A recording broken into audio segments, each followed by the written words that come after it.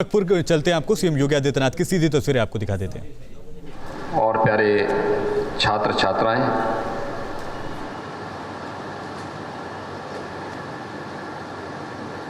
युग पुरुष ब्रह्मलीन महंत दिग्विजयनाथ जी महाराज की आज 52वीं पुण्यतिथि है। हम सब जानते हैं कि गोरखपुर में महंत दिग्विजयनाथ जी महाराज का आगमन देव योग से हुआ था। वे इतिहास प्रसिद्ध मेवाड़ के उस राजवंश में पैदा हुए थे जिसने धर्म रक्षा के लिए, राष्ट्र रक्षा के लिए अपना सर्वस्व बलिदान करने में किसी भी प्रकार की कोई कोताही नहीं बरती, कोई संकोच नहीं किया। व्यक्तिगत सुख दुख की चिंता के बगैर अपना संपूर्ण समर्पण इस धर्म के लिए, इस देश के लिए दिया था। स्वाभाविक रूप से वही वंशानुगत संस्कार गोरखपीठ के साथ उन्हें आगे बढ़ा करके गोरखपुर, पूर्वी उत्तर प्रदेश, सनातन हिंदू धर्म और नाथ संप्रदाय से जुड़ी भी उन सभी संस्थाओं के साथ जीवन पर्यंत आगे बढ़ाने का कार्य किया। हम सब जानते हैं कि व्यक्ति के अपने संस्कार होते हैं और उसके अनुरूप ही वो आचरण भी करता है। महाराणा प्रताप शिक्षा परिषद यानी कि पहली संस्था महाराणा प्रताप कॉलेज की स्थापना के पीछे भी अपने स्कूली शिक्षक के प्रति, जिन्हें एक स्थानीय स्कूल में से विवाद के कारण निकाल दिया गया था, नौकरी से बाहर कर दिया गया था, अपने स्कूली गुरु के लिए, उनके सम्मान की रक्षा करने के लिए उन्होंने 1932 में महाराणा प्रताप स्कूल की स्थापना की थी। वही बाद में महाराणा प्रताप शिक्षा परिषद की आधारशिला बनी और आज लगभग 4 दर्जन शिक्षण प्रशिक्षण संस्थाएं, सेवा और स्वास्थ्य से जुड़ी हुई संस्थाएं इस शिक्षा परिषद के सानिध्य में गोरखपीठ के मार्गदर्शन में संचालित होकर के पूर्वी उत्तर प्रदेश के अनेक जनपदों में शिक्षा का, स्वास्थ्य का और राष्ट्रीयता के जागरण के अभिनव यज्ञ में लगे हैं। आज़ादी के आंदोलन की बात रही हो या आज़ादी के आंदोलन के उपरांत, कैसा भारत हमें चाहिए, किस प्रकार का भारत होना चाहिए, यह हम सबको देखने को मिलता है। उस कालखंड में उन संघर्षों के साक्षी बने महंत दिग्विजयनाथ जी महाराज के व्यक्तित्व से, उनके संघर्षों से, उनके कृतित्वों से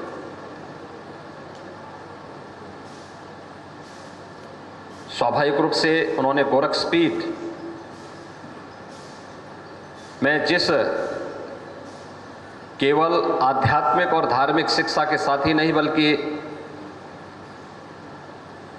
सभ्यता और संस्कृति के लिए हर धार्मिक पीठ को क्या करना चाहिए, किस रूप में अपनी व्यवस्था का संचालन करना चाहिए, इसके लिए कुछ मानक तय किए थे। उसके अभिवृद्धि करने में मेरे पूज्य गुरुदेव महंत वैद्यनाथ जी महाराज ने,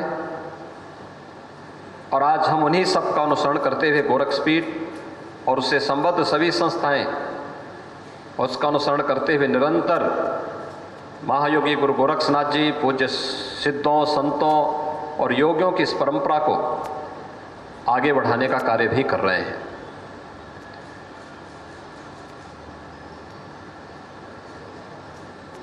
भारत और भारतीय संस्कृति मुझे लगता है कि इन दोनों को बचाने के लिए हर भारतीय को तैयार होना होगा। आज जब देश एक नए भारत बनने को अग्रसर है, हर एक क्षेत्र में भारत दुनिया के सामने कुछ नए प्रतिमान स्थापित कर रहा है, तो स्वाभाविक रूप से हर नागरिक को भी अपना आत्मावलोकन करना होगा। आत्मावलोकन इस बात को लेकर के कि आखिर इस देश के लिए, इसकी महान संस्कृति के लिए मेरे दायित्व क्या है और क्या मैं उन दायित्वों का निर्वहन कर पा रहा हूं। सदियों से दबी कुचली भावनाओं का क्या सम्मान देश के अंदर नहीं मिलना चाहिए? अवश्य मिलना चाहिए। उन्हें प्रोत्साहित किया जाना चाहिए।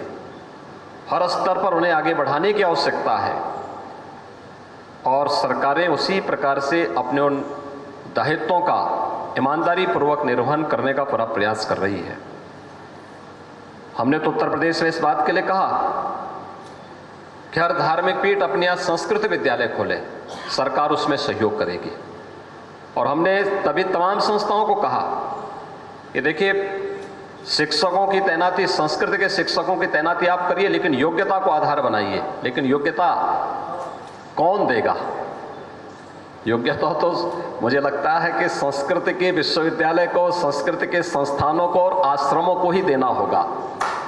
आश्रम अगर योग्य लोग, योग्य आचार्य दे दे तो संस्कृत की दुर्गति नहीं होगी। अयोग्य व्यक्ति संस्था को नष्ट जरूर कर देगा और मुझे लगता है कि उसके आने से संस्कृत की और भी दुर्गति होनी है, और संस्कृत की ही नहीं, संस्कृति की भी और भी दुर्गति होगी। इसलिए अयोग्यता से अच्छा है कि योग्य व्यक्ति को तराशने का कार्य, और हर एक संस्था को इस जिम्मेदारी को अपने ऊपर लेना होगा। तब केवल सरकार के भरोसे योग्यता को तराशने का कार्य नहीं होगा, बल्कि हमारा हर धर्माचार्य, हर पूज्य संतजन अगर इस गुरुतर दायित्व का निर्वहन अपने ऊपर कर ले तो मुझे लगता है कि संस्कृत और संस्कृति दोनों की भी रक्षा होगी, गोरक्षा भी होगी। दूध हम पिएंगे और गौ माता को सड़कों पर छोड़ देंगे, इससे गोरक्षा नहीं होगी। सरकार सहयोग कर रही है। सरकार ने 3 प्रकार की व्यवस्थाएं वर्तमान में संचालित की हैं।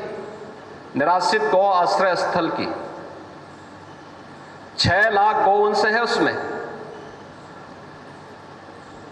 जिसमें सरकार उनके रहने खाने सारी व्यवस्था कर रही है। दूसरा, गोवंश की सेवा के लिए सहभागिता योजना। सहभागिता योजना के अंतर्गत अगर कोई किसान अपने घर में 4 गोवंश को रखेगा उन निराश्रित गौ आश्रय स्थल का, तो हर गाय का हर महीने 900 रुपये सरकार उसको उपलब्ध कराएगी। यानी 4 गाय का 3600 रुपये हर महीने उस किसान को केवल सरकार की तरफ से मिली। गौ सेवा का पुण्य भी मिलेगा और साथ साथ 3600 रुपये हर महीने उस परिवार को प्राप्त होंगे। दूध उसका होगा, सब कुछ उसका होगा। और तीसरा, हम लोगों ने व्यवस्था चलाई है कुपोषित माताओं के लिए, कुपोषित बच्चों के लिए, कि निराश्रित गौ आश्रय स्थल से एक एक गाय उन परिवारों को दे करके हर गाय का पालन पोषण के लिए भी 900 रुपये हर महीने हम उस परिवार को देंगे। और ये व्यवस्था प्रदेश के अंदर जिन लोगों ने अपनाई है वहाँ पर ये व्यवस्था चल रही है।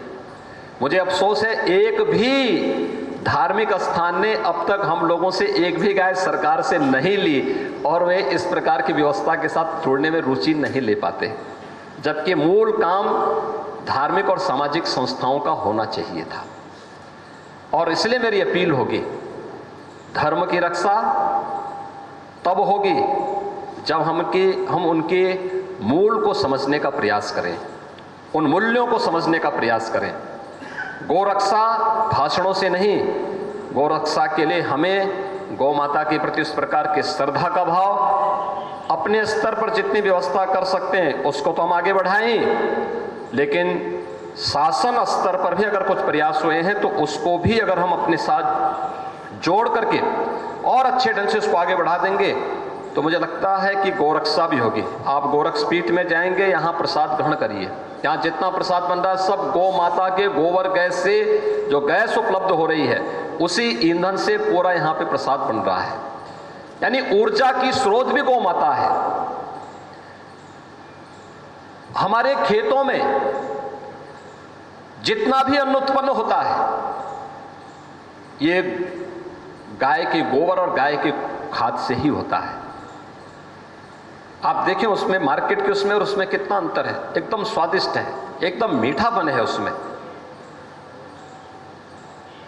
ये हर जगह हो सकता है, हर स्तर पर हो सकता है। सबको सामूहिक प्रयास करना होगा और मुझे लगता है कि इन्हीं सब मूल्यों के लिए योग पुरुष ब्रह्मलीन महंत दिग्विजय नाथ जी महाराज ने अपना पूरा जीवन समर्पित किया था। उन्होंने गोरक्षपीठ के मंच से आकर के कभी सांप्रदायिक भेद को नहीं माना, जाति भेद को नहीं माना, छुआछूत और अस्पृश्यता के भेदभाव को भी सदैव समाप्त करने के लिए जब भी आवश्यकता पड़ी, चाहे वह योग पुरुष ब्रह्मलीन महंत दिग्विजय नाथ जी महाराज रहे हों या मेरे पूज्य गुरुदेव ब्रह्मलीन महंत अभेद्यनाथ जी महाराज, वे निरंतर उन मंचों से इसके खिलाफ आवाज उठाते रहे, उसके लिए लड़ते रहे, कार्य करते रहे। क्योंकि समग्र हिंदू समाज की रक्षा तब हो सकती है जब सब मिलकर के एक साथ आगे बढ़ेंगे। भारत की एकता और अखंडता तब सुरक्षित हो पाएगी जब पूरा भारत बिना जाति भेद के, बिना क्षेत्र के, बिना भाषावाद के एकजुट होकर के एक स्वर में एक साथ बोलेगा तो अब भारत की ताकत बनेगी। जब हम जाति के भेद से समाज को विभाजित करेंगे, अलग अलग स्वर उभरेंगे, ये विभाजित स्वर कहीं न कहीं धर्म विरोधी और भारत विरोधियों की चपेट में आएगा और ये विभाजन अंततः हम सब के लिए गुलामी का कारण बनेगा। और इन सब बातों को ये दोनों गोरक्षपीठ के आचार्य द्वय अच्छी तरह समझते थे। इसलिए अहर्निश उनका प्रयास रहता था कि उन विसंगतियों को, जिन विसंगतियों के कारण देश पराधीन हुआ, जिन विसंगतियों के कारण देश और धर्म पराभूत होता गया, उन विसंगतियों को हर हाल में हमें समय रहते हुए उसका कहीं न कहीं उन विसंगतियों को दूर करना ही होगा और इसके लिए उनका पूरा जीवन समर्पित था।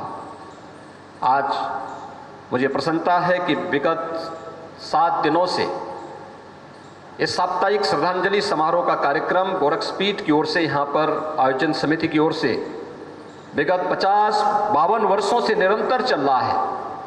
और यह आज यहाँ पर न केवल यहाँ पर बल्कि महाराणा प्रताप शिक्षा परिषद से जुड़ी हुई सभी संस्थाओं में ये आयोजन वहाँ पर आयोजित हो रहे हैं। अपने संस्थापकों के प्रति हमारा दायित्व भी यही है कि उनके मूल्यों और उनके आदर्शों को हम अंगीकार करें, उसको अपने जीवन में आत्मसात करें, उसके अनुरूप केवल विचार ही व्यक्त न करें बल्कि आचरण भी करें। और ये आचरण ही हमें वास्तविक रूप से आगे बढ़ने के लिए प्रेरित कर पाएगा। मैं आज के इस अवसर पर ब्रह्मलीन महंत दिग्विजय नाथ जी महाराज की 52वीं पुण्यतिथि का आज का आयोजन है। मैं मंच पर उपस्थित अपने पूज्य संतों का, इस सभागार में उपस्थित सभी पूज्य संतों का, सभी सम्मानित अतिथियों का हृदय से आभार व्यक्त करता हूं। उनके प्रति यहाँ पर श्रद्धा और सम्मान का भाव व्यक्त करते हुए महाराणा प्रताप शिक्षा परिषद और उससे जुड़ी हुई जितनी भी शिक्षण प्रशिक्षण संस्थाएं आज इस कार्यक्रम के साथ जुड़ रही हैं, अपने संस्थापक के प्रति श्रद्धा का भाव व्यक्त कर रही हैं, उन सबको भी हृदय से धन्यवाद देता हूं कि श्रद्धा वान लभते ज्ञानम। याद रखना, अगर जीवन में हमारे मन में श्रद्धा का भाव नहीं है तो जीवन में कभी भी हम आगे नहीं बढ़ सकते। ये श्रद्धा का भाव धर्म के प्रति, संस्कृति के प्रति, अपनी परंपरा के प्रति, अपने मूल्यों और आदर्शों के प्रति हमारे मन में अहर्निश बना रहना चाहिए। और इस श्रद्धा का भाव महाराणा प्रताप शिक्षा परिषद और उससे संबद्ध संस्थाएं आज अपने संस्थापक ब्रह्मलीन महंत दिग्विजय नाथ जी महाराज की 52वीं पुण्यतिथि के अवसर पर व्यक्त कर रहा है। मैं इसके लिए सभी शिक्षण प्रशिक्षण संस्थाओं को हृदय से धन्यवाद देते हुए आप सबके प्रति अपनी शुभकामनाएं देता हूं। युग पुरुष ब्रह्मलीन महंत दिग्विजय नाथ जी महाराज को उनकी 52वीं पुण्यतिथि के अवसर पर उनके